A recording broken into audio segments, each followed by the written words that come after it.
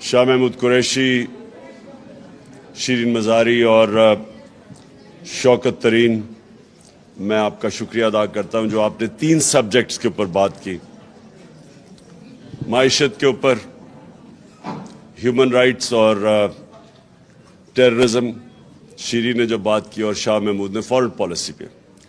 میں بیسکلی آپ اس ساری چیز کو سم اپ کرتا ہوں آپ کے سامنے۔ لیکن سب سے پہلے تو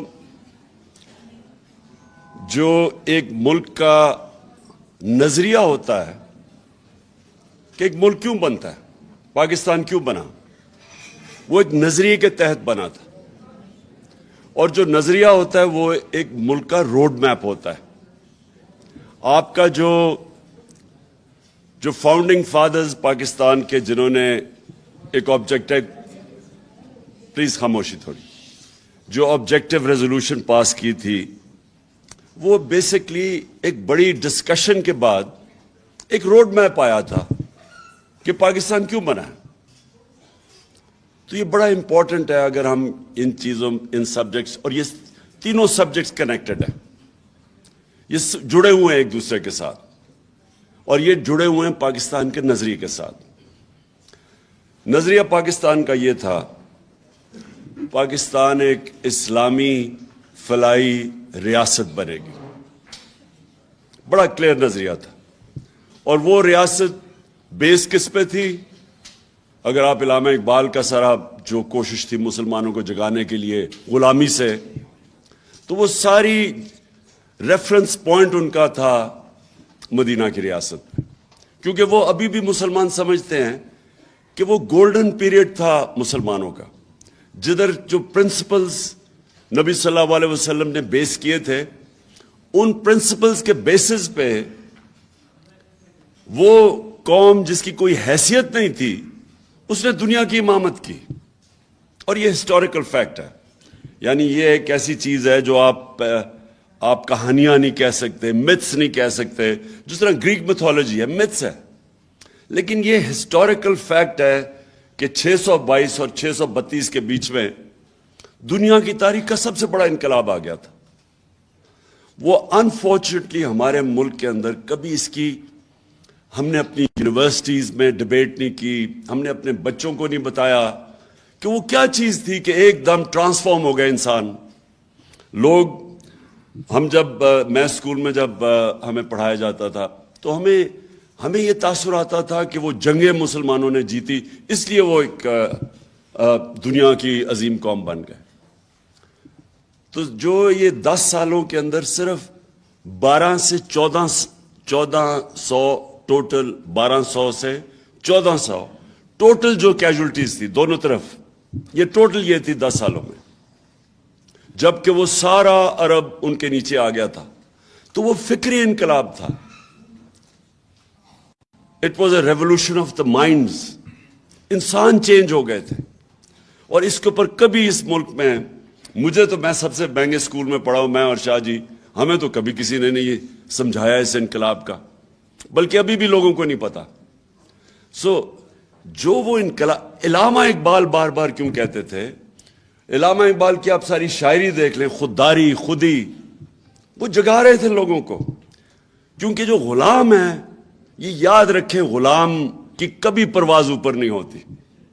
غلام تو اچھا غلام بن جاتا ہے، کبھی غلام وہ اپنا، جو اللہ نے ہم سب کو جب اپنی سب سے بڑی مخلوق بنایا، سب سے عظیم، اشرف المخلوقات، تو انہوں نے جب شیطان نہیں جھکا تو اس کو کہا گیا کہ تمہیں نہیں پتا میں نے اس میں کتنا پوٹینشل، کتنی پاور دیا انسان میں۔ تو ہم سب میں وہ پاور ہے، لیکن وہ پاور ہم تب ڈسکور کرتے ہیں جب ہم اپنی غلامی کی زنجیریں توڑتے ہیں۔ ایک صرف آزاد انسان کی پرواز اوپر ہوتی ہے۔ تو میں جب یونیورسٹی گیا انگلینڈ میں، اور میں نے ان کا سسٹم دیکھا، اور پھر میں بڑی دیر پروفیشنل کرکٹ کھیلتا تھا، آدھا سال میرا، کوئی 15-20 سال ادھر ہوتے تھے، آدھا میں پاکستان دیکھتا تھا، تو میں کانٹراسٹ کر سکتا تھا۔ مجھے بڑا موقع مل گیا 2 معاشروں کو موازنہ کرنا، ڈفرنسز کیا ہے ہمارے۔ کیا ان کی طاقت ہے، کیا ہماری طاقت ہے، کیا ان کی کمزوریاں ہیں، ہماری کمزوریاں کیا ہے. یہ مجھے بڑا زبردست، آدھا مہینہ آدھا سال ادھر گزارتا تھا، آدھا سال پاکستان گزارتا تھا. تو مجھے دونوں جو سوسائٹیز تھی ان کو میں نے بڑی اندر سے دیکھا. اور میں شاید وہ پاکستانی تھا جس کو ایک برطانیہ کے انگلش اسٹیبلشمنٹ نے اپنایا، تو میں نے اندر سے ان کو دیکھا. تو دیکھیں، جو چیز ایک اگر معاشرے نے اوپر جانا ہے، اس کی پرواز اوپر جانی ہے، تو آزادی کے بغیر معاشرہ اوپر نہیں جا سکتا. اب وہ کیا چیزیں ہیں جو اب، اور اسی دوران میں نے پھر سٹڈی کیا اپنی تاریخ. اسی دوران یہاں سے جب گیا نہیں مجھے پتا تھا، آہستہ آہستہ میں نے اپنا سارا اپنی تاریخ، اپنی دین، اس کو سٹڈی کیا. تو میں نے ریئلائز کیا کہ جو اللہ کیوں ہمیں حکم دیتا ہے کہ ان کے راستے پہ چلو، ہماری بہتری کے لیے. کیونکہ وہ دنیا کی تاریخ کا سب سے سکسیسفل ماڈل تھا. کبھی بھی نہیں ہوا کہ اتنے تھوڑے وقت میں دو سپر پاورز گھٹنے ٹیک جائیں، ان لوگوں کی جن کی حیثیت ہی کوئی نہیں تھی، کوئی ٹیکنالوجیکل ایڈوانس نہیں تھا. مثلا منگولین، چنگیز خان کے منگولین بھی دنیا پہ چھا گئے تھے، لیکن ان کے پاس انہوں نے زبردست ایک وار مشین ڈیولپ کی تھی، ٹیکنالوجی تھی ان کی کمان تھی جو زیادہ دور مارتی تھی. اس کی وجہ سے وہ گئے تھے. یہاں تو ایک کتاب بھی ہے، دی عرب کانکویسٹ. وہ لکھتی ہے کہ یہ جب یہ نبی صلی اللہ علیہ وسلم دنیا کے پردہ کرنے کے بعد 30 سال میں وہ ساری دنیا پہ چھا گئے. کوئی نئی ٹیکنالوجی نہیں تھی. جو جنگیں ہوتی تھی ان کے نمبر بھی کم ہوتے تھے، دوسرے زیادہ ہوتے تھے. اور وہ کیونکہ ایک انگریز لکھ رہا ہے، وہ فینومینا اسٹڈی کر رہا تھا کہ کیا چیز تھی، کہ کیا ان کی موٹیویشن تھی. تو مجھے جو افسوس ہوتا ہے کہ ہم نے کبھی اس چیز کو اپنے بچوں کو بتایا ہی نہیں. میں نے رحمت اللہ عالمین اتھارٹی بنائی اسکالرز کی، تاکہ ان کو کریکولم ڈیولپ کریں ہمارے اسکول کے بچوں کے لیے، تاکہ بچے یہ سمجھے فینومینا. ہم اپنے بچوں کو بتائیں. کیونکہ آج یاد رکھیں، آج جو موبائل فون کی وجہ سے جو آج ہمارے بچوں کو مشکلات اور کنفیوژن کا سامنا کرنا پڑا ہے، جس طرح کا مٹیریل موبائل فون پہ اب ہے، اگر آپ اپنے بچوں کو نبی صلی اللہ علیہ وسلم کی سیرت سے ان کو مضبوط نہیں کریں گے، یہ بہت مشکل وقت ہے بچوں یوتھ کے لیے بھی. تو اس لیے میں نے یہ اتھارٹی بنائی کہ یہ ڈیبیٹ ہوگی یونیورسٹیز میں، ہمارے اسکالرشپ اس کو سٹڈی کریں گے اس فینومینا کو. اور یہ اس حکومت نے آ کے وہ بند کر دی اتھارٹی. یہی اگر یہ فینومینا اگر امیجن کرے ویسٹرن سویلائزیشن میں ہوا ہوتا تو ابھی پتہ نہیں کتنی فلمیں بن رہی ہوتی، کیا ہوتا، کتابیں لکھی جا رہی ہوتی. ان کے ہالی ووڈ کے اندر بتایا، کیونکہ کبھی بھی اتنے تھوڑے وقت پہ اتنے عظیم لوگ ہی نہیں آئے. یہ بھی ہسٹوریکل فیکٹ ہے. جو نبی کے ارد گرد تھا وہ ایک عظیم انسان بن گیا. حضرت بلال جو غلام تھے، انہوں نے 2 جنگوں کے اندر قیادت کی. انسانوں کو بدل دیا. میرا پوائنٹ سارا یہ ہے. اور انسان بدلتا ہے ذہن کے اندر جب آپ اس کو آزاد کرتے ہیں، اس کو بڑا ضروری تعلیم دیتے ہیں، صحیح تعلیم دیتے ہیں. تعلیم بھی ہر کوئی تعلیم آزاد نہیں کرتی. اور تعلیم اور پھر انصاف. مدینہ کی ریاست کی بنیاد عدل اور انصاف تھی. کیونکہ جو ابھی شیرین نے بڑی بات کی کہ جو جسٹس ہے، جو انصاف ہے، وہ انسان کو حقوق دیتا ہے، اور انسان کے جو ہیومن رائٹس ہیں وہ انسانوں کو آزاد کر دیتا ہے. اور میں نے کیسے دیکھا، کیونکہ میں تو یہاں جب گیا تو یہاں ایوب خان کی ڈکٹیٹرشپ تھی. تو ادھر جب میں نے دیکھا کہ سٹوڈنٹس، یونیورسٹی سٹوڈنٹس، ان سب کو اپنے رائٹس کا پتہ تھا. اتنی سی کوئی ان کا وزیر وغیرہ کوئی ایسے لگے کہ اس نے ٹیکس پیئر کا پیسہ غلط خرچ کر دیا، स्टूडेंट्स बोल पड़ते थे, डेमोन्स्ट्रेशंस हो जाती थी, इतने आगाह थे वो कि हमारे हकूक क्या है।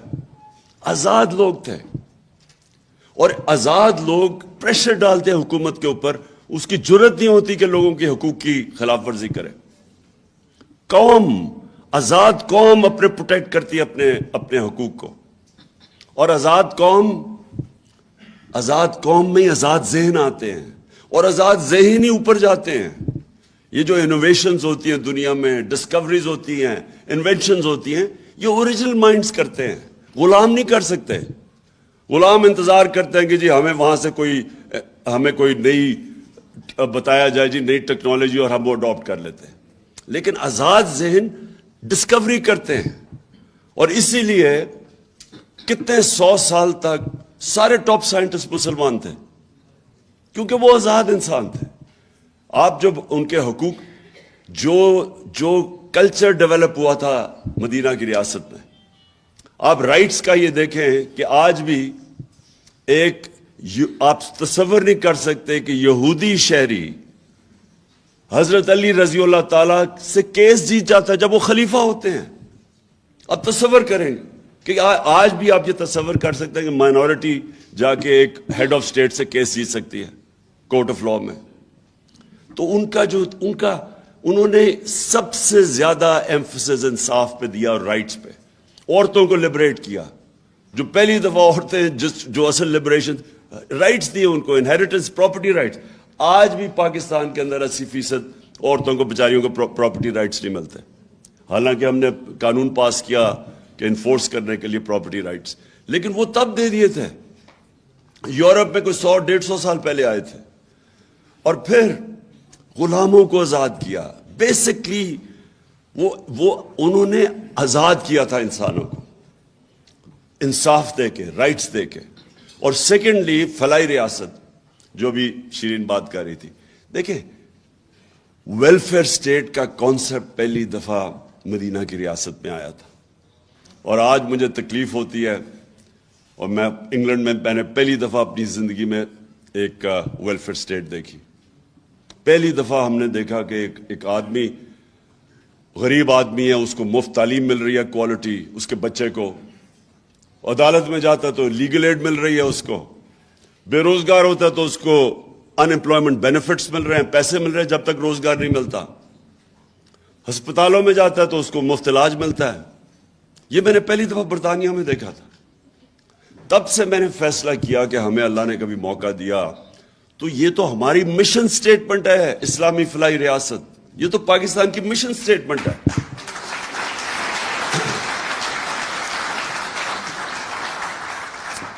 और फिर ये जो हम अब अभी शीरी ने बताया, हमारा इतना हेल्थ कार्ड हम लेके आए, और आप अंदाजा नहीं लगा सकते कि ये गरीब घराने के लिए कितनी बड़ी नेमत है। आप अंदाजा नहीं लगा सकते। जो आदमी, मैंने शौकत आलम कैंसर हॉस्पिटल क्यों बनाया था? वालदा को कैंसर थी, तकलीफ में थी, यहां कोई हॉस्पिटल नहीं था। मैं एक डॉक्टर को मेयो हॉस्पिटल में, मुझे अभी भी याद है, डॉक्टर मसूद होते थे, मैं उनसे कंसल्ट करने गया अपनी वालदा के ऊपर। बाहर मुझे उसकी वेटिंग में एक आदमी नजर आ गया, बूढ़ा आदमी। वो जाके उससे वहां पूछ रहा था कि मेरा, उसका दवाई मांग रहा था, कोई दवा, उसके जो कंपाउंडर जो भी होता है उसके पास कह रहा था कि एक तरफ पर्ची पकड़ी हुई है, एक तरफ दवाइयां पकड़ी हुई। कहता मैंने सारी दवाइयां ले ली हैं।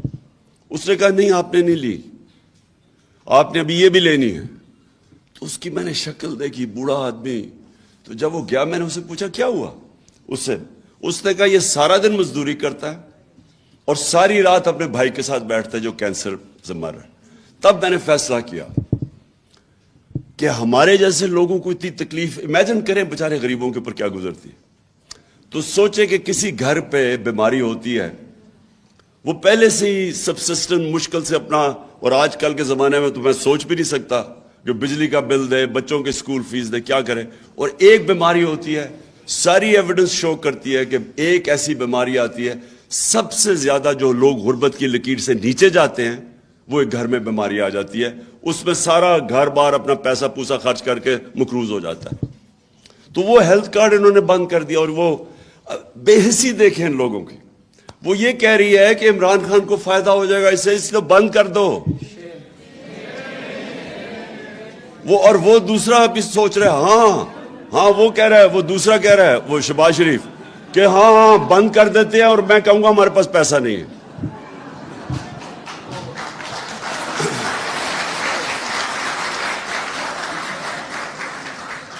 اچھا جی, دوسری چیز اکانومی. میں صرف اکانومی جو ہے نا جی, وہ کنیکٹڈ ہے فارن پالیسی کے ساتھ. میں سمجھتا ہوں یہ دونوں ساتھ کنیکٹڈ ہے. ہم نے فنڈامنٹل مسٹیک کیا کی؟ ہم نے یہ کیا, چلے ہم شروع میں ہمارے بڑے برے حالات تھے. جب پاکستان بنا تو یہاں کچھ بھی نہیں تھا, فیکٹری ساری ہندوستان میں رہ گئی تھی. ہمارے بڑے بتاتے ہیں کہ بڑے مشکل وقت تھا ہمارے لیے.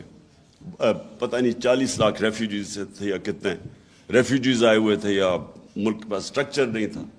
بڑا لوگوں کا جذبہ بھی ہمیں بتاتے ہیں کہ کس طرح لوگوں نے کام کیا, مدد کی, کیسے ملک کو اٹھایا.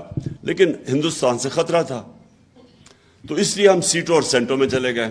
امریکہ کے جو 2 بلاکس تھے کولڈ وار میں, ہم ادھر چلے گئے. چلے ٹھیک ہے, یہ ایکسیپٹ کر لیں کہ وہ ہم گئے, ہمیں ضرورت تھی, ہمارے پاس ہمارا 7 گنا بڑا نیبر تھا, اور وہ ہمیں خطرہ تھا اپنی ایگزسٹنس کا. اور پھر پاکستان نے ترقی بھی بڑی کی. 60s میں پرابلی پاکستان کا وہ واقعی ڈیکیڈ آف پروگریس تھا. بڑا ہماری بیوروکریسی انٹرنیشنل سٹینڈرڈ کی تھی. ہماری جو سول سروس تھی آؤٹ اسٹینڈنگ تھی تب. اور سول سروس اور اس نے اور جو اچیومنٹس ہیں ہماری آؤٹ اسٹینڈنگ, بلکہ یہ سارے علاقے کے اندر پاکستان کو مثال بنایا جاتا تھا 60s میں, جو ملک سب سے بہتر ڈیولپ کر رہا ہے. لیکن اس کے بعد کیا ہوا؟ ہمیں ہمارا جو غلط راستے پہ ہم نکل گئے. ہم نے بجائے یہ سوچنے کے کہ ہم اپنے آپ کو انڈسٹریلائز کریں گے, جو 60s میں ہو رہا تھا, نیشنلائزیشن آ گئی 70s میں, انڈسٹریلائزیشن چوک ہو گئی ہمارے بینکرز بڑی کوالٹی کے تھے. BCCI بن گیا جب انڈسٹریلائز کیا, اور BCCI دنیا میں کوالٹی کا بینک بن گیا. تو ہمارا ملک اس وقت اوپر جا رہا تھا. غلط طرف چلے گئے, ویلتھ کریشن ختم کر دی نیشنلائزیشن سے. اور اس کے بعد جو 80s میں ہم نے یہ سوچا کہ ہم اگر کسی اور کی جنگ یا ان میں شامل ہو جائیں تو اس سے ہمیں ڈالرز ملیں گے. یہ جو ہم ایڈ کے اوپر ڈپینڈنٹ ہوئے, اس نے سب سے بڑا ظلم کیا, کیونکہ یہ دونوں کنیکٹڈ ہے. فورن پالیسی کے اندر بھی آزادی جانی شروع ہوگی جب ایڈ کے اوپر اب ڈپینڈنٹ ہو جائے, اور جو ہم نے اپنے پیر پہ کھڑا ہونا تھا ہم ہوئے نہیں. دیکھیں, ایک قوم جب تک اپنے ملک کے اندر ویلتھ کریشن نہیں کرتی, اپنے خرچے خود نہیں اٹھاتی, تو وہ تو تھوڑی دیر کے بعد, وہ مقروض ہونے کے بعد غلام بن جائے گی. اس کی آزادی تو جا نہیں ہے. اور آپ کی فورن پالیسی کنیکٹڈ ہے آپ کی اکانومی کے ساتھ. جو ہم نے نیشنل سیکورٹی پالیسی جو لیٹسٹ بنائی تھی, اس میں ہم نے دونوں کو کنیکٹ کر دیا کہ صرف فوج نہیں آپ کو بچا سکتی. جب تک آپ کی اکانومی سسٹینیبل نہیں ہے اور اپنے پیر پہ نہیں کھڑا ہوتی, آپ نہیں آزاد فیصلے کر سکتے. لیکن میرا ایک اور, جب ہماری باری آئی گورنمنٹ میں, تو ہم نے یہ فیصلہ کیا کہ ہم نے اب ایک انڈیپینڈنٹ فارن پالیسی کی طرف جانا ہے, اور ہر وہ چیز کرنی ہے جیسے پاکستان میں ویلتھ کریشن ہو. اس کا مطلب ایکسپورٹس بڑھانی ہے. اور یہ ابھی جو شوکت علی نے بتایا کہ یہ جو وزٹ آیا ہے لنڈن سے, اس نے 5 سال کے اندر ایکسپورٹ تو بڑھی نہیں. تو یہ اس کی کیا قابلیت تھی کہ اگر ملک کے اندر آپ نے اپنی آمدنی نہیں بڑھائی. دیکھیں, فائنانس منسٹر کا کیا کام ہوتا ہے؟ اس کا یہی ہوتا ہے نا, بتانے کے لیے اپنی آمدنی بڑھائے اور خرچے پورے کرے. سمپل ٹرمز میں بتائیں نا, یہ کوئی باقی آپ اکنامک ٹرم اور جاگن استعمال کریں گے, لیکن بیسکلی جو آپ سب جانتی ہیں, جنہوں نے خواتین بیٹھی ہیں, جنہوں نے گھر کے خرچے پورے کرنے, ان کو بتاتے ہیں کہ یہ ہماری آمدنی ہے, یہ خرچے ہیں, اب آپ نے بیلنس کرنا ہے. تو بیلنس کرنے کے لیے جو آپ کی, جب تک آپ ایکسپورٹس نہیں بڑھائیں گے تو پیسہ کدھر سے آنا ہے؟ اور یہ کون مین, یہ جو آدمی ہے, یہ کون مین ہے, کیونکہ یہ تو بہت بڑا فراڈ ہے. اس فراڈ نے, آپ یہ سوچیں کہ 5 سال اگر ہماری ایکسپورٹ سے نہیں بڑھی تو اس کا کمال کیا ہے کہ جو اس کو آپ لے کے آ رہے ہیں. اس نے صرف یہی نہیں کیا ایکسپورٹس نہیں بڑھی, ہماری ایکسپورٹس بھی نہیں بڑھی, اور جو بنانزا آنا تھا کہ تیل کی قیمت آدھی تھی, جب ہمیں گورنمنٹ ملی ہے ہمارا کتنا 37%, کتنا ہمارا تیل پہ جاتا ہے خرچہ, 37.5% جو ہمارا امپورٹ بل ہے وہ تیل سے ہے. تو جب تیل آدھی قیمت پہ تھا تو ہونا تو چاہیے تھا کہ ہمیں اپنے ریزروز بلڈ کرنے چاہیے تھے, ہمیں اپنی ایکسپورٹ بڑھانی چاہیے تھی. اس نے کیا کیا, اس نے روپے کو اوور ویلیو کیا, اور میری تھیری ہے اس کے اوپر اوور ویلیو اس لیے کیا کیونکہ یہاں سے یہ روپیوں کو ڈالر پہ چینج کر کے باہر بھیج رہے تھے تو زیادہ ڈالر آتے تھے, کیونکہ اس کی کوئی اکنامک سینس تو نہیں ہے. آپ کی انڈسٹری بند ہو رہی ہے, ٹیکسٹائل فیصل آباد میں جاؤ تو وہاں وہ ریل اسٹیٹ میں چلے گئے انڈسٹری بند کر کے. تو انڈسٹری کے ایکسپینس پہ, ایکسپورٹس کے ایکسپینس کے اوپر آپ نے روپیہ کے نیچے رکھا ہوا ہے. ایکسپورٹس اسے رک گئی, انڈسٹری آپ کی جو ویلتھ کریٹ کرتی ہے وہ رک گئی, بلکہ بند ہونی شروع ہو گئی. تو کیا وجہ ہوگی پیچھے؟ میں سمجھتا ہوں کہ یہ ہے ہی کرپٹ مافیا. ان کی کوشش ہی ہے کہ میکسیمم یہاں سے پیسہ چوری کر کے باہر لے جاؤ. کوئی دنیا میں مثال نہیں ہے کہ سارا ٹبر باہر بیٹھ گیا جا کے, پاکستان میں گورنمنٹ کر کے لوٹنے کے لیے آتے پھر باہر چلے جاتے. اس کی کوئی مثال نہیں ہے. مجھے کوئی بنانا ریپبلک بھی بنائے جدھر اس طرح کا مذاق ہو رہا ہے, اور وہ جیسی ان کی پتہ چلے چوری پکڑنی ہے باہر بھاگ جاتے ہیں. مشرف کے دور میں بھی وہ باہر بھاگ گیا, این آر او لے کے واپس آ گیا, 10 سال چوری کی, پیسہ باہر لیا, جب پکڑے جانے لگا پھر باہر بھاگ گیا, اور اب این آر او لے کے پھر پاکستان آ گیا. مجھے تو حیرت ہوتی ہے کہ ہمارے یہ جو لوگ ملک کے محافظ ہیں, کیا ان کو نہیں نظر آ رہا کہ ملک کے ساتھ کیا ہو رہا ہے؟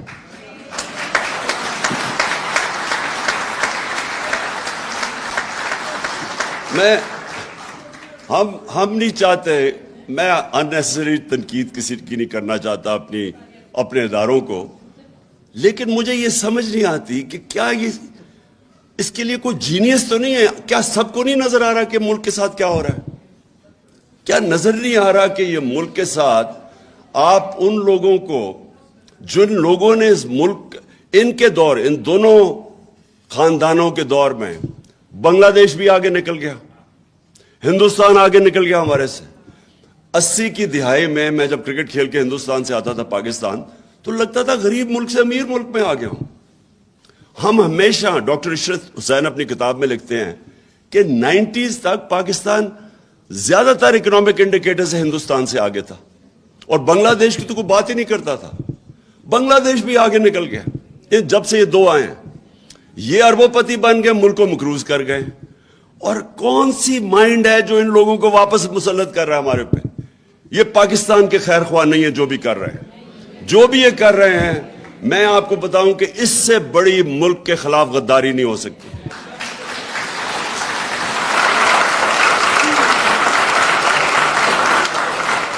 اور تو اور چھوڑیں,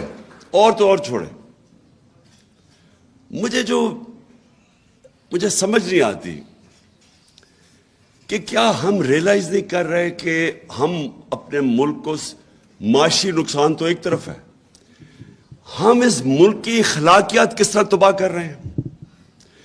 مولانا رومی کی بڑی فیمس سیئنگ میں بار بار ریپیٹ کرتا ہوں کہ انہوں نے سے پوچھا قوم کیسے مرتی ہے؟ انہوں نے کہا قوم تب مرتی ہے جب اچھے برے کی تمیز ختم کر دیتی ہے. یعنی ایک قوم کا جو ایک ملک کولیپس تب کرتا ہے, اکنامک کولیپس بعد میں آتا ہے, پہلے مورلی کولیپس کر جاتی ہے. جب آپ ایک ملک میں نامور ڈاکوؤں کو سب کے سامنے تماشا دیکھ رہے ہیں کہ ان کو آپ رجیم چینج کا اوپر بھی آنے دیتے ہیں, اس کے بعد وہ آ کے اپنے 1100 ارب روپے کے کیسز معاف کروا رہے ہیں. امیجن کریں, لوگوں کی کمر ٹوٹی ہوئی ہے اس وقت مہنگائی سے, اور انہوں نے 1100 ارب روپے کے کیسز معاف کروا رہے ہیں. اور پھر آتے ساتھ ہی وہ اس کو اتنی شرم نہیں آتی مریم کو کہ میرے داماد کو ہندوستان سے مشین منگوا دو, اور پھر اس کی ایک منٹ بس, اور پھر یہ بھی نہیں شرم آتی کہ اس کی ہاؤسنگ سوسائٹی کوئی بن رہی ہے تو اس میں اس کے اندر جو گریڈ سٹیشن ہے وہ کچھ 60-70 کروڑ روپے کا ہوتا ہے. وہ قوم پہ ڈال دو. شہباز کہتا ہاں وہ ہم نے کروا دیا, یعنی عوام اس کے پیسے دے گی. نارملی جو ہاؤسنگ سوسائٹی ہے اس کے اوپر ہوتا ہے خرچہ, تو وہ بھی 60-70 کروڑ روپیہ. اتنی شرم ہے کہ اتنے پیسے بنا لیے لیکن پھر بھی وہ بیچارے لوگوں کا خون چوسنے آ گئے. اور پھر وہ کہہ رہے جی وہ مریم ناراض نہ ہو جائے. وہ کہتا نہیں فکر نہ کرو, اسحاق ڈار اسے سمجھا لے گا, کون مین کوئی طریقہ بنا لے گا. یہ ملک سے مذاق ہو رہا ہے. اچھا سو میں ابھی فورن پالیسی کی آپ سے بات کروں کہ یہ دیکھیں کہ یہ شوکت نے جو آپ کو سلائیڈز دکھائی, اس میں کیا نظر آیا. اس میں یہ انہوں نے کہا نا جی کہ ہم نے بڑے مشکل ان کے لیے حالات چھوڑ کے گئے. انہوں نے کہا, یہ بار بار شہباز کہتا ہے جی بارودی سرنگیں چھوڑ کے چلے گئے ہم ان کے لیے. انہوں نے جو ملک چھوڑا تھا, تیل کی قیمت آدھی, 20 ارب ڈالر کا کرنٹ اکاؤنٹ ڈیفیسٹ, بیرونی خسارہ 20 ارب ڈالر. ان کی آمدنی کتنی تھی؟ 19 ارب ڈالر آ رہی تھی ریمیٹنسز, اور 5ویں سال 24 ارب آ رہی تھی ایکسپورٹ سے پیسہ. ہم جب چھوڑ کے گئے دگنی تھی تیل کی قیمت. ہمیں جب ابھی یہ رجیم چینج کی سازش کے تحت, یہ ذرا سن لیں فگرز, 20 ارب ڈالر یہ چھوڑ کے گئے, 16 ارب ڈالر ہم چھوڑ کے گئے. ان کی آمدنی تھی ریمیٹنسز اور ایکسپورٹس ملا کے 43 بلین, 43 ارب. ہماری ریمیٹنسز اور ایکسپورٹس ملا کے 63 بلین تھی, 63 ارب. سو 20 ارب ڈالر زیادہ ہم چھوڑ کے گئے, اس کے باوجود کہ تیل کی قیمت دگنی تھی. ایکسٹرا 20 ارب اور خسارہ کم چھوڑ کے گئے 16 ارب, جبکہ ویکسینز کے اوپر علیحدہ ہم نے 3 ارب دیا تھا. اور کووڈ کے دوران یہ یاد رکھیں, یہ لوگ یہ سمجھتے نہیں ہیں, ہم نے اس سے بہت بہتر کرنا تھا. کیا ہوا جس سے ہماری بڑی اچھی, جس طرح شاہ محمود نے کہا, میری بڑی اچھی ان کے ساتھ پریزیڈنٹ شی کے ساتھ اور وہ جو پریمیئر لی, ہماری بڑی اچھی ان سے تعلقات.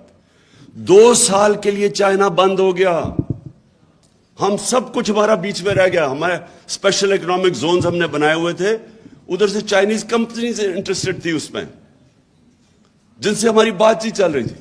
2 سال چائنا بالکل بند ہو گیا, ہمیں ادھر سے ہمیں نقصان ہوا. پھر ہمیں ویکسینز کے پیسے دینے پڑے, پھر کموڈٹی سپر سائیکل آ گیا, دگنی ہوگی تیل کی قیمت, جس کی ایکسپورٹس ہماری 37% ادھر. تو اس کے باوجود کم ڈیفیسٹ چھوڑ کے گئے, 4 ارب کم ڈیفیسٹ چھوڑ کے گئے, اور آمدنی 20 ارب ڈالر زیادہ چھوڑ کے گئے. اور ادھر یہ اس کو انہوں نے ابھی جو آپ نے فگرز دیکھے کہ ملک کا ذرا حال دیکھیں آج کدھر پہنچا دیا, کہ آج 5 مہینے میں کوئی دشمن بھی نہیں کر سکتا تھا جو انہوں نے پاکستان سے کیا ہے. 45 یا 47% انفلیشن, مہنگائی سینسٹیو پرائز انڈیکس 47% پہ ہے. جو ہماری ایکسپورٹس ہے وہ ڈکلائن کر رہی ہیں. شاہ محمود قریشی, شیرین مزاری اور شوکت ترین, میں آپ کا شکریہ ادا کرتا ہوں جو آپ نے 3 سبجیکٹس کے اوپر بات کی. معیشت کے اوپر, ہیومن رائٹس اور ٹیررزم, شیرین نے جو بات کی, اور شاہ محمود نے فورن پالیسی پہ. میں بیسکلی آپ اس ساری چیز کو سم اپ کرتا ہوں آپ کے سامنے. لیکن سب سے پہلے تو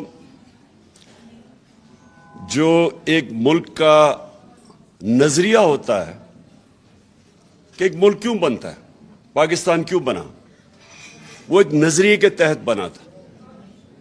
اور جو نظریہ ہوتا ہے وہ ایک ملک کا روڈ میپ ہوتا ہے. آپ کا جو فاؤنڈنگ فادرز پاکستان کے, جنہوں نے ایک آبجیکٹو, پلیز خاموشی تھوڑی, جو آبجیکٹو ریزولوشن پاس کی تھی, وہ بیسکلی ایک بڑی ڈسکشن کے بعد ایک روڈ میپ آیا تھا کہ پاکستان کیوں بنا ہے. تو یہ بڑا امپورٹنٹ ہے اگر ہم ان چیزوں, ان سبجیکٹس, اور یہ تینوں سبجیکٹس کنیکٹڈ ہیں. یہ جڑے ہوئے ہیں ایک دوسرے کے ساتھ، اور یہ جڑے ہوئے ہیں پاکستان کے نظریے کے ساتھ۔ نظریہ پاکستان کا یہ تھا، پاکستان ایک اسلامی فلاحی ریاست بنے گی، بڑا کلیئر نظریہ تھا۔ اور وہ ریاست بیس کس پہ تھی؟ اگر آپ علامہ اقبال کا سارا جو کوشش تھی مسلمانوں کو جگانے کے لیے غلامی سے، تو وہ ساری ریفرنس پوائنٹ ان کا تھا مدینہ کی ریاست پہ، کیونکہ وہ ابھی بھی مسلمان سمجھتے ہیں کہ وہ گولڈن پیریڈ تھا مسلمانوں کا، جدھر جو پرنسپلز نبی صلی اللہ علیہ وسلم نے بیس کیے تھے، ان پرنسپلز کے بیسز پہ وہ قوم جس کی کوئی حیثیت نہیں تھی، اس نے دنیا کی امامت کی۔ اور یہ ہسٹوریکل فیکٹ ہے، یعنی یہ ایک ایسی چیز ہے جو آپ کہانیاں نہیں کہہ سکتے، متس نہیں کہہ سکتے، جس طرح گریک میتھولوجی ہے، متس ہے، لیکن یہ ہسٹوریکل فیکٹ ہے کہ 622 اور 632 کے بیچ میں دنیا کی تاریخ کا سب سے بڑا انقلاب آ گیا تھا۔ وہ انفارچونیٹلی ہمارے ملک کے اندر کبھی اس کی ہم نے اپنی یونیورسٹیز میں ڈیبیٹ نہیں کی، ہم نے اپنے بچوں کو نہیں بتایا کہ وہ کیا چیز تھی کہ ایک دم ٹرانسفارم ہو گئے انسان۔ لوگ میں اسکول میں جب ہمیں پڑھایا جاتا تھا تو ہمیں یہ تاثر آتا تھا کہ وہ جنگیں مسلمانوں نے جیتی، اس لیے وہ ایک دنیا کی عظیم قوم بن گئے۔ تو جو یہ 10 سالوں کے اندر صرف 12 سے 1400 ٹوٹل، 1200 سے 1400 ٹوٹل جو کیجولٹیز تھی دونوں طرف، یہ ٹوٹل یہ تھی 10 سالوں میں، جبکہ وہ سارا عرب ان کے نیچے آ گیا تھا۔ تو وہ فکری انقلاب تھا، it was a revolution of the minds, انسان چینج ہو گئے تھے۔ اور اس کے اوپر کبھی اس ملک میں میں سب سے مہنگے اسکول میں پڑھا ہوں، میں اور شاہ جی، ہمیں تو کبھی کسی نے نہیں سمجھایا اس انقلاب کا، بلکہ ابھی بھی لوگوں کو نہیں پتا۔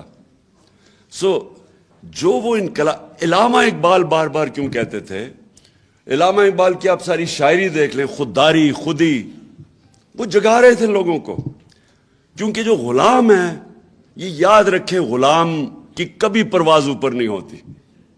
غلام تو اچھا غلام بن جاتا ہے، کبھی غلام وہ اپنا جو اللہ نے ہم سب کو جب اپنی سب سے بڑی مخلوق بنایا، سب سے عظیم اشرف المخلوقات، تو انہوں نے جب شیطان نہیں جھکا تو اس کو کہا گیا کہ تمہیں نہیں پتا میں نے اس پہ کتنا پوٹینشل، کتنی پاور دی ہے انسان میں۔ تو ہم سب میں وہ پاور ہے، لیکن وہ پاور ہم تب ڈسکور کرتے ہیں جب ہم اپنی غلامی کی زنجیریں توڑتے ہیں۔ ایک صرف آزاد انسان کی پرواز اوپر ہوتی ہے۔ تو میں جب یونیورسٹی گیا انگلینڈ میں، اور میں نے ان کا سسٹم دیکھا، اور پھر میں بڑی دیر پروفیشنل کرکٹ کھیلتا تھا، آدھا سال میرا کوئی 15-20 سال ادھر ہوتے تھے، آدھے میں پاکستان دیکھتا تھا، تو میں کانٹراسٹ کر سکتا تھا۔ مجھے بڑا موقع مل گیا دو معاشروں کو موازنہ کرنا، ڈفرنسز کیا ہے ہمارے، کیا ان کی طاقت ہے، کیا ہماری طاقت ہے، کیا ان کی کمزوریاں ہیں، ہماری کمزوریاں کیا ہے۔ یہ مجھے بڑا زبردست، آدھا مہینہ، آدھا سال ادھر گزارتا تھا، آدھا سال پاکستان گزارتا تھا، تو مجھے دونوں جو سوسائٹیز تھی ان کو میں نے بڑی اندر سے دیکھا، اور میں شاید وہ پاکستانی تھا جس کو ایک برطانیہ کے انگلش اسٹیبلشمنٹ نے اپنایا، تو میں نے اندر سے ان کو دیکھا۔ تو دیکھیں، جو چیز ایک اگر معاشرے نے اوپر جانا ہے، اس کی پرواز اوپر جانی ہے، تو آزادی کے بغیر معاشرہ اوپر نہیں جا سکتا۔ اب وہ کیا چیزیں ہیں جو اور اسی دوران میں نے پھر سٹڈی کیا اپنی تاریخ، اسی دوران یہاں سے جب گیا نہیں مجھے پتا تھا، آہستہ آہستہ میں نے اپنی تاریخ، اپنی دین، اس کو سٹڈی کیا، تو میں نے ریئلائز کیا کہ جو اللہ کیوں ہمیں حکم دیتا ہے کہ ان کے راستے پہ چلو، ہماری بہتری کے لیے، کیونکہ وہ دنیا کی تاریخ کا سب سے سکسیسفل ماڈل تھا۔ کبھی بھی نہیں ہوا کہ اتنے یعنی اتنے تھوڑے وقت میں 2 سپر پاورز گھٹنے ٹیک جائیں ان لوگوں کی جن کی حیثیت ہی کوئی نہیں تھی, کوئی ٹیکنالوجیکل ایڈوانس نہیں تھا. مثلا منگولین, چنگیز خان کے منگولین بھی دنیا پہ چھا گئے تھے, لیکن ان کے پاس انہوں نے زبردست ایک وار مشین ڈیولپ کی تھی, ٹیکنالوجی تھی ان کی کمان تھی جو زیادہ دور مارتی تھی, اس کی وجہ سے وہ گئے تھے. یہاں تو ایک کتاب بھی ہے دی عرب کانکویسٹ, وہ لکھتی ہے کہ یہ جب یہ نبی صلی اللہ علیہ وسلم دنیا کے پردہ کرنے کے بعد 30 سال میں وہ ساری دنیا پہ چھا گئے. کوئی نئی ٹیکنالوجی نہیں تھی, جو جنگیں ہوتی تھی ان کے نمبر بھی کم ہوتے تھے, دوسرے زیادہ ہوتے تھے. اور وہ کیونکہ ایک انگریز لکھ رہا ہے, وہ فینومینا اسٹڈی کر رہا تھا کہ کیا چیز تھی, کہ کیا ان کی موٹیویشن تھی. تو مجھے جو افسوس ہوتا ہے کہ ہم نے کبھی اس چیز کو اپنے بچوں کو بتایا ہی نہیں. میں نے رحمت اللہ عالمین اتھارٹی بنائی اسکالرز کی, تاکہ ان کو کریکولم ڈیولپ کریں ہمارے اسکول کے بچوں کے لیے, تاکہ بچے یہ سمجھے فینومینا. ہم اپنے بچوں کو بتائیں, کیونکہ آج یاد رکھیں, آج جو موبائل فون کی وجہ سے جو آج ہمارے بچوں کو مشکلات اور کنفیوژن کا سامنا کرنا پڑا ہے, جس طرح کا مٹیریل موبائل فون پہ اب ہے, اگر آپ اپنے بچوں کو نبی صلی اللہ علیہ وسلم کی سیرت سے ان کو مضبوط نہیں کریں گے, یہ بہت مشکل وقت ہے بچوں کے, یوتھ کے لیے بھی. تو اس لیے میں نے یہ اتھارٹی بنائی کہ یہ ڈیبیٹ ہوگی یونیورسٹیز میں, ہماری اسکالرشپ اس کو اسٹڈی کریں گے اس فینومینا کو. اور یہ اس حکومت نے آ کے وہ بند کر دی اتھارٹی. یہ فینومینا اگر امیجن کرے ویسٹرن سویلائزیشن میں ہوا ہوتا تو ابھی پتہ نہیں کتنی فلمیں بن رہی ہوتی, کیا ہوتا, کتابیں لکھی جا رہی ہوتی. ان کے ہالی ووڈ کے اندر بتایا, کیونکہ کبھی بھی اتنے تھوڑے وقت پہ اتنے عظیم لوگ ہی نہیں آئے. یہ بھی ہسٹوریکل فیکٹ ہے. جو نبی کے ارد گرد تھا وہ ایک عظیم انسان بن گیا. حضرت بلال جو غلام تھے, انہوں نے 2 جنگوں کے اندر قیادت کی. انسانوں کو بدل دیا. میرا پوائنٹ سارا یہ ہے. اور انسان بدلتا ہے ذہن کے اندر, جب آپ اس کو آزاد کرتے ہیں, اس کو بڑا ضروری تعلیم دیتے ہیں, صحیح تعلیم دیتے ہیں. تعلیم بھی ہر کوئی تعلیم آزاد نہیں کرتی. اور تعلیم اور پھر انصاف. مدینہ کی ریاست کی بنیاد عدل اور انصاف تھی, کیونکہ جو ابھی شیرین نے بڑی بات کی کہ جو جسٹس ہے, جو انصاف ہے, وہ انسان کو حقوق دیتا ہے, اور انسان کے جو ہیومن رائٹس ہیں وہ انسانوں کو آزاد کر دیتا ہے. اور میں نے کیسے دیکھا, کیونکہ میں تو یہاں جب گیا تو یہاں ایوب خان کی ڈکٹیٹرشپ تھی. تو ادھر جب میں نے دیکھا کہ اسٹوڈنٹس, یونیورسٹی اسٹوڈنٹس, ان سب کو اپنے رائٹس کا پتہ تھا. اتنی سی کوئی ان کا وزیر وغیرہ کوئی ایسے لگے کہ اس نے ٹیکس پیئر کا پیسہ غلط خرچ کر دیا, اسٹوڈنٹس بول پڑتے تھے, ڈیمونسٹریشنز ہو جاتی تھی. اتنے آگاہ تھے وہ کہ ہمارے حقوق کیا ہیں. آزاد لوگ تھے, اور آزاد لوگ پریشر ڈالتے ہیں حکومت کے اوپر, اس کی جرت نہیں ہوتی کہ لوگوں کے حقوق کی خلاف ورزی کرے. آزاد قوم اپنے پروٹیکٹ کرتی ہے اپنے حقوق کو. اور آزاد قوم میں آزاد ذہن آتے ہیں, اور آزاد ذہن ہی اوپر جاتے ہیں. یہ جو انوویشنز ہوتی ہیں دنیا میں, ڈسکوریز ہوتی ہیں, انوینشنز ہوتی ہیں, یہ اوریجنل مائنڈز کرتے ہیں, غلام نہیں کر سکتے. غلام انتظار کرتے ہیں کہ جی ہمیں کوئی نئی بتایا جائے, جی نئی ٹیکنالوجی, اور ہم وہ اڈاپٹ کر لیتے ہیں. لیکن آزاد ذہن ڈسکوری کرتے ہیں. اور اسی لیے کتنے 100 سال تک سارے ٹاپ سائنٹسٹ مسلمان تھے, کیونکہ وہ آزاد انسان تھے. آپ جب ان کے حقوق, جو کلچر ڈیولپ ہوا تھا مدینہ کی ریاست میں, آپ رائٹس کا یہ دیکھیں کہ آج بھی آپ تصور نہیں کر سکتے کہ یہودی شہری حضرت علی رضی اللہ تعالیٰ سے کیس جیت جاتا ہے جب وہ خلیفہ ہوتے ہیں. اب تصور کریں کہ آج بھی آپ یہ تصور کر سکتے ہیں کہ مائنورٹی جا کے ایک ہیڈ آف اسٹیٹ سے کیس جیت سکتی ہے کورٹ آف لا میں. تو انہوں نے سب سے زیادہ ایمفسس انصاف پہ دیا اور رائٹس پہ. عورتوں کو لبریٹ کیا, جو پہلی دفعہ عورتیں جو اصل لبریشن رائٹس دیے ان کو, انہیریٹنس, پراپرٹی رائٹس.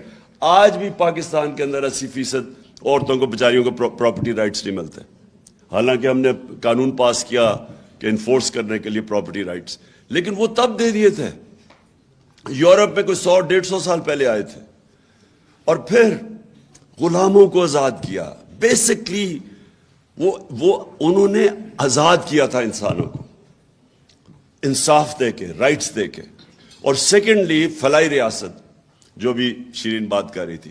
دیکھیں, ویلفیئر اسٹیٹ کا کانسیپٹ پہلی دفعہ مدینہ کی ریاست میں آیا تھا. اور آج مجھے تکلیف ہوتی ہے, اور میں انگلینڈ میں نے پہلی دفعہ اپنی زندگی میں ایک ویلفیئر اسٹیٹ دیکھی. پہلی دفعہ ہم نے دیکھا کہ ایک آدمی, غریب آدمی ہے, اس کو مفت تعلیم مل رہی ہے, کوالٹی, اس کے بچے کو. عدالت میں جاتا تو لیگل ایڈ مل رہی ہے اس کو. بے روزگار ہوتا تو اس کو ان امپلائمنٹ بینیفٹس مل رہے ہیں, پیسے مل رہے ہیں جب تک روزگار نہیں ملتا. ہسپتالوں میں جاتا ہے تو اس کو مفت علاج ملتا ہے. یہ میں نے پہلی دفعہ برطانیہ میں دیکھا تھا. تب سے میں نے فیصلہ کیا کہ ہمیں اللہ نے کبھی موقع دیا تو یہ تو ہماری مشن سٹیٹمنٹ ہے, اسلامی فلاحی ریاست. یہ تو پاکستان کی مشن سٹیٹمنٹ ہے.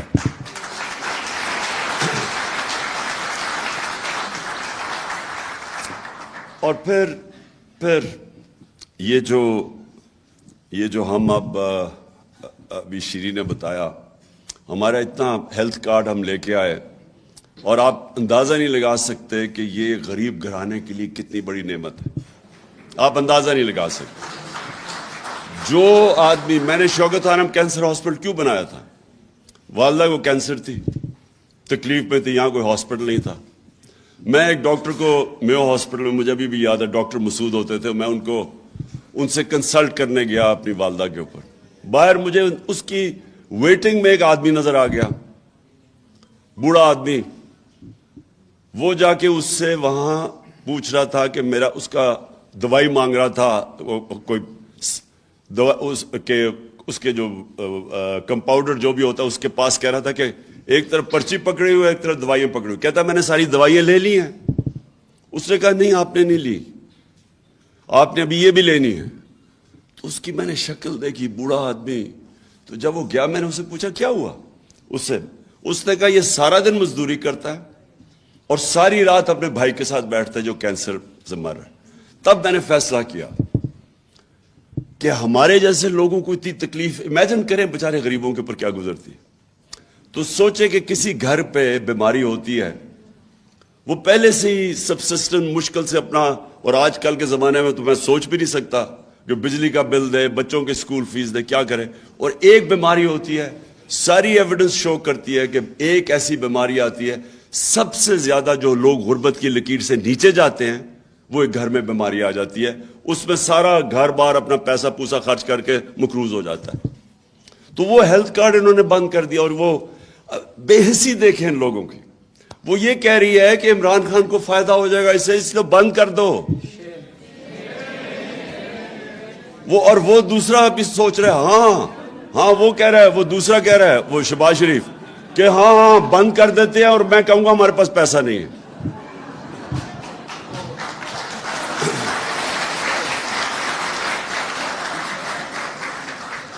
اچھا جی, دوسری چیز اکانومی. میں صرف اکانومی جو ہے نا جی, وہ کنیکٹڈ ہے فارن پالیسی کے ساتھ. میں سمجھتا ہوں یہ دونوں ساتھ کنیکٹڈ ہے. ہم نے فنڈامنٹل مسٹیک کیا کی؟ ہم نے یہ کیا, چلے ہم شروع میں ہمارے بڑے برے حالات تھے. جب پاکستان بنا تو یہاں کچھ بھی نہیں تھا, فیکٹری ساری ہندوستان میں رہ گئی تھی. ہمارے بڑے بتاتے ہیں کہ بڑے مشکل وقت تھا ہمارے لیے. پتہ نہیں 40 لاکھ ریفیوجیز تھے یا کتنے ریفیوجیز آئے ہوئے تھے, یا ملک کے پاس سٹرکچر نہیں تھا. بڑا لوگوں کا جذبہ بھی ہمیں بتاتے ہیں کہ کس طرح لوگوں نے کام کیا, مدد کی, کیسے ملک کو اٹھایا. لیکن ہندوستان سے خطرہ تھا, تو اس لیے ہم سیٹوں اور سینٹوں میں چلے گئے. امریکہ کے جو 2 بلاکس تھے کولڈ وار میں، ہم ادھر چلے گئے. چلے ٹھیک ہے، یہ ایکسیپٹ کر لیں کہ وہ ہم گئے، ہمیں ضرورت تھی، ہمارے پاس ہمارا 7 گنا بڑا نیبر تھا اور وہ ہمیں خطرہ تھا اپنی ایگزسٹنس کا. اور پھر پاکستان نے ترقی بھی بڑی کی. 60s میں پرابلی پاکستان کا وہ واقعی ڈیکیڈ آف پروگریس تھا. بڑا ہماری بیوروکریسی انٹرنیشنل سٹینڈرڈ کی تھی. ہماری جو سول سروس تھی آؤٹ اسٹینڈنگ تھی تب. اور سول سروس اور اس نے اور جو اچیومنٹس ہیں ہماری آؤٹ اسٹینڈنگ، بلکہ یہ سارے علاقے کے اندر پاکستان کو مثال بنایا جاتا تھا 60s میں، جو ملک سب سے بہتر ڈیولپ کر رہا ہے. لیکن اس کے بعد کیا ہوا؟ ہمیں وہ ایک ہمارا جو غلط راستے پہ ہم نکل گئے. ہم نے بجائے یہ سوچنے کے کہ ہم اپنے آپ کو انڈسٹریلائز کریں گے جو 60s میں ہو رہا تھا، نیشنلائزیشن آ گئی 70s میں، انڈسٹریلائزیشن چوک ہو گئی ہمارے بینکرز بڑی کوالٹی کے تھے. BCCI بن گیا جب انڈسٹریلائز کیا، اور BCCI دنیا میں کوالٹی کا بینک بن گیا. تو ہمارا ملک اس وقت اوپر جا رہا تھا. غلط طرف چلے گئے، ویلتھ کریشن ختم کر دی نیشنلائزیشن سے. اور اس کے بعد جو 80s میں ہم نے یہ سوچا کہ ہم اگر کسی اور کی جنگ یا ان میں شامل ہو جائیں تو اس سے ہمیں ڈالرز ملیں گے. یہ جو ہم ایڈ کے اوپر ڈپینڈنٹ ہوئے، اس نے سب سے بڑا ظلم کیا، کیونکہ یہ دونوں کنیکٹڈ ہے. فورن پالیسی کے اندر بھی آزادی جانی شروع ہوگی جب ایڈ کے اوپر آپ ڈپینڈنٹ ہو جائے. اور جو ہم نے اپنے پیر پہ کھڑا ہونا تھا ہم ہوئے نہیں. دیکھیں، ایک قوم جب تک اپنے ملک کے اندر ویلتھ کریشن نہیں کرتی، اپنے خرچے خود نہیں اٹھاتی، تو وہ تو تھوڑی دیر کے بعد، وہ مقروض ہونے کے بعد غلام بن جائے گی. اس کی آزادی تو جا نہیں ہے. اور آپ کی فورن پالیسی کنیکٹڈ ہے آپ کی اکانومی کے ساتھ. جو ہم نے نیشنل سیکورٹی پالیسی جو لیٹسٹ بنائی تھی، اس میں ہم نے دونوں کو کنیکٹ کر دیا کہ صرف فوج نہیں آپ کو بچا سکتی. جب تک آپ کی اکانومی سسٹینیبل نہیں ہے اور اپنے پیر پہ نہیں کھڑا ہوتی، آپ نہیں آزاد فیصلے کر سکتے. لیکن میرا ایک اور، جب ہماری باری آئی گورنمنٹ میں، تو ہم نے یہ فیصلہ کیا کہ ہم نے اب ایک انڈیپینڈنٹ فورن پالیسی کی طرف جانا ہے، اور ہر وہ چیز کرنی ہے جیسے پاکستان میں ویلتھ کریشن ہو. اس کا مطلب ایکسپورٹس بڑھانی ہے. اور یہ ابھی جو شوکت علی نے بتایا کہ یہ جو وزٹ آیا ہے لنڈن سے، اس نے 5 سال کے اندر ایکسپورٹ تو بڑھی نہیں. تو یہ اس کی کیا قابلیت تھی کہ اگر ملک کے اندر آپ نے اپنی آمدنی نہیں بڑھائی. دیکھیں، فائنانس منسٹر کا کیا کام ہوتا ہے؟ اس کا یہی ہوتا ہے نا، بتانے کے لیے اپنی آمدنی بڑھائے اور خرچے پورے کرے. سمپل ٹرمز میں بتائیں نا، یہ کوئی باقی آپ اکنامک ٹرمز اور جاگن استعمال کریں گے، لیکن بیسکلی جو آپ سب جانتی ہیں، جنہوں نے خواتین بیٹھی ہیں، جنہوں نے گھر کے خرچے پورے کرنے، ان کو بتاتا ہے کہ یہ ہماری آمدنی ہے، یہ خرچے ہیں، اب آپ نے بیلنس کرنا ہے. تو بیلنس کرنے کے لیے جو آپ کی، جب تک آپ ایکسپورٹس نہیں بڑھائیں گے تو پیسہ کدھر سے آنا ہے؟ اور یہ کون مین، یہ جو آدمی ہے، یہ کون مین ہے، کیونکہ یہ تو بہت بڑا فراڈ ہے.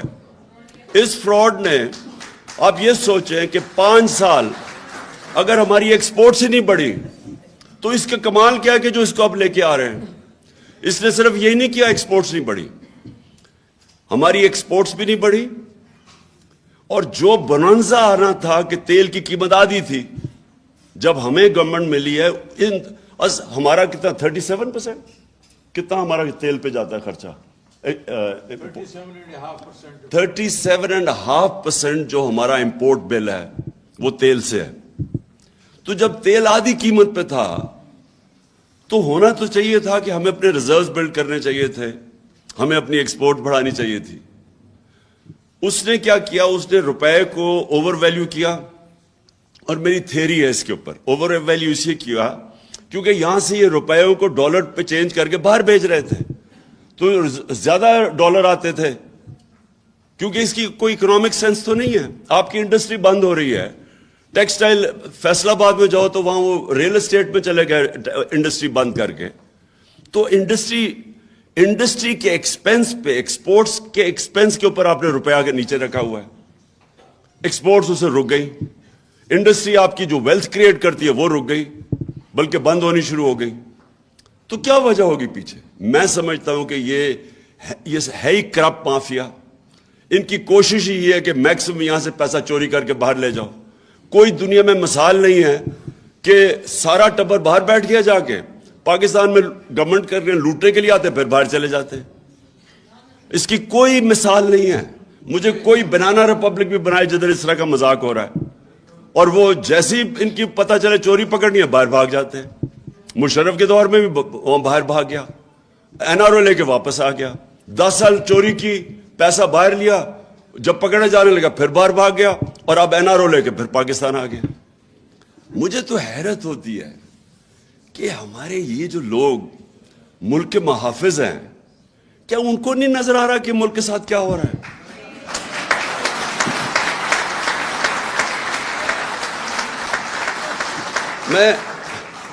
ہم نہیں چاہتے, میں اننیسری تنقید کسی کی نہیں کرنا چاہتا اپنے اداروں کو, لیکن مجھے یہ سمجھ نہیں آتی کہ کیا یہ اس کے لیے کوئی جینیس تو نہیں ہے؟ کیا سب کو نہیں نظر آ رہا کہ ملک کے ساتھ کیا ہو رہا ہے؟ کیا نظر نہیں آ رہا کہ یہ ملک کے ساتھ آپ ان لوگوں کو, جن لوگوں نے اس ملک, ان کے دور, ان دونوں خاندانوں کے دور میں بنگلہ دیش بھی آگے نکل گیا, ہندوستان آگے نکل گیا ہمارے سے. 80 کی دہائی میں جب کرکٹ کھیل کے ہندوستان سے آتا تھا پاکستان, تو لگتا تھا غریب ملک سے امیر ملک میں آ گیا ہوں. ہم ہمیشہ, ڈاکٹر عشرت حسین اپنی کتاب میں لکھتے ہیں کہ 90s تک پاکستان زیادہ تر اکنامک انڈیکیٹر سے ہندوستان سے آگے تھا, اور بنگلہ دیش کی تو کوئی بات ہی نہیں کرتا تھا. بنگلہ دیش بھی آگے نکل گیا. جب سے یہ دو آئے ہیں, یہ اربوں پتی بن گئے, ملک کو مقروض کر گئے. اور کون سی مائنڈ ہے جو ان لوگوں کو واپس مسلط کر رہا ہے ہمارے پہ؟ یہ پاکستان کے خیر خواہ نہیں ہے جو بھی کر رہے ہیں. جو بھی یہ کر رہے ہیں, میں آپ کو بتاؤں کہ اس سے بڑی ملک کے خلاف غداری نہیں ہو سکتی.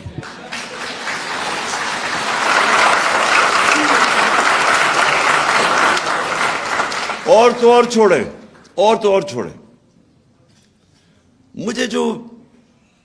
مجھے سمجھ نہیں آتی کہ کیا ہم ریئلائز نہیں کر رہے کہ ہم اپنے ملک کو, معاشی نقصان تو ایک طرف ہے, ہم اس ملک کی اخلاقیات کس طرح تباہ کر رہے ہیں. مولانا رومی کی بڑی فیمس سیئنگ میں بار بار ریپیٹ کرتا ہوں کہ انہوں نے سے پوچھا قوم کیسے مرتی ہے. انہوں نے کہا قوم تب مرتی ہے جب اچھے برے کی تمیز ختم کر دیتی ہے. یعنی ایک قوم کا جو ایک ملک کولیپس تب کرتا ہے, اکنامک کولیپس بعد میں آتا ہے, پہلے مورلی کولیپس کر جاتی ہے جب آپ ایک ملک میں نامور ڈاکوؤں کو سب کے سامنے تماشا دیکھ رہے ہیں کہ ان کو آپ رجیم چینج کے اوپر بھی آنے دیتے ہیں. اس کے بعد وہ آ کے اپنے 1100 ارب روپے کے کیسز معاف کروا رہے ہیں. امیجن کریں, لوگوں کی کمر ٹوٹی ہوئی ہے اس وقت مہنگائی سے, اور انہوں نے 1100 ارب روپے کے کیسز معاف کروا رہے ہیں. اور پھر آتے ساتھ ہی وہ, اس کو اتنی شرم نہیں آتی مریم کو کہ میرے داماد کو ہندوستان سے مشین منگوا دو, اور پھر اس کی ایک منٹ بس, اور پھر یہ بھی نہیں شرم آتی کہ اس کی ہاؤسنگ سوسائٹی کوئی بن رہی ہے تو اس میں اس کے اندر جو گریڈ سٹیشن ہے وہ کچھ 60-70 کروڑ روپے کا ہوتا ہے, وہ قوم پہ ڈال دو. شہباز کہتا ہاں وہ ہم نے کروا دیا, یعنی عوام اس کے پیسے دے گی. نارملی جو ہاؤسنگ سوسائٹی ہے اس کے اوپر ہوتا ہے خرچہ, تو وہ بھی 60-70 کروڑ روپیہ. اتنی شرم ہے کہ اتنے پیسے بنا لیے, لیکن پھر بھی وہ بیچارے لوگوں کا خون چوسنے آ گئے. اور پھر وہ کہہ رہے جی وہ مریم ناراض نہ ہو جائے, وہ کہتا نہیں فکر نہ کرو, اسحاق ڈار اسے سمجھا لے گا, کون مین کو طریقہ بنا لے گا. یہ ملک سے مذاق ہو رہا ہے. اچھا, سو میں ابھی فورن پالیسی کی آپ سے بات کروں کہ یہ دیکھیں کہ یہ شوکت نے جو آپ کو سلائیڈز دکھائی, اس میں کیا نظر آیا. اس میں یہ انہوں نے کہا نا جی کہ ہم نے بڑے مشکل ان کے لیے حالات چھوڑ کے گئے. انہوں نے کہا, یہ بار بار شہباز کہتا ہے جی بارودی سرنگیں چھوڑ کے چلے گئے ہم ان کے لیے. انہوں نے جو ملک چھوڑا تھا, تیل کی قیمت آدھی, 20 ارب ڈالر کا کرنٹ اکاؤنٹ ڈیفیسٹ, بیرونی خسارہ 20 ارب ڈالر. ان کی آمدنی کتنی تھی؟ 19 ارب ڈالر آ رہی تھی ریمیٹنسز, اور 5वें साल 24 अरब आ रही थी एक्सपोर्ट से पैसा। हम जब छोड़ के गए दुगनी थी तेल की कीमत। हमें जब अभी ये रिजीम चेंज की साजिश के तहत, ये जरा सुन ले फिगर्स, 20 अरब डॉलर ये छोड़ के गए, 16 अरब डॉलर हम छोड़ के गए। इनकी आमदनी थी रेमिटेंसेस और एक्सपोर्ट्स मिला के 43 बिलियन, 43 अरब। हमारी रेमिटेंसेस और एक्सपोर्ट्स मिला के 63 बिलियन थी, 63 अरब। सो 20 अरब डॉलर ज्यादा हम छोड़ के गए, उसके बावजूद के तेल की कीमत दुगनी थी। एक्स्ट्रा 20 अरब और खसारा कम छोड़ के गए 16 अरब, जबकि वैक्सीन के ऊपर अलग हमने 3 अरब दिया था। और कोविड के दौरान ये याद रखें, ये लोग ये समझते नहीं है, हमने इससे बहुत बेहतर करना था। क्या हुआ? जिससे हमारी बड़ी अच्छी, जिस तरह शाह महमूद ने कहा, मेरी बड़ी अच्छी इनके साथ, प्रेसिडेंट शी के साथ और वो जो प्रीमियर ली, हमारी बड़ी अच्छी उनसे ताल्लुकात। 2 साल के लिए चाइना बंद हो गया, हम सब कुछ हमारा बीच में रह गया। हमारे स्पेशल इकोनॉमिक जोन्स हमने बनाए हुए थे, उधर से चाइनीज कंपनी से इंटरेस्टेड थी उसमें, जिनसे हमारी बातचीत चल रही थी। 2 साल चाइना बिल्कुल बंद हो गया, हमें उधर से हमें नुकसान हुआ। फिर हमें वैक्सीन के पैसे देने पड़े, फिर कमोडिटी सुपर साइकिल आ गया, दुगनी होगी तेल की कीमत, जिसकी एक्सपोर्ट्स हमारी 37% उधर। तो उसके बावजूद कम डेफिसिट छोड़ के गए, 4 अरब कम डेफिसिट छोड़ के गए, और आमदनी 20 अरब डॉलर ज्यादा छोड़ के गए। और उधर ये उसको इन्होंने, अभी जो आपने फिगर्स देखे कि मुल्क का जरा हाल देखे आज किधर पहुंचा दिया, कि आज 5 महीने में कोई दुश्मन भी नहीं कर सकता था जो इन्होंने पाकिस्तान से किया है। 45 या 47% इन्फ्लेशन, महंगाई, सेंसिटिव प्राइस इंडेक्स 47% पे है। जो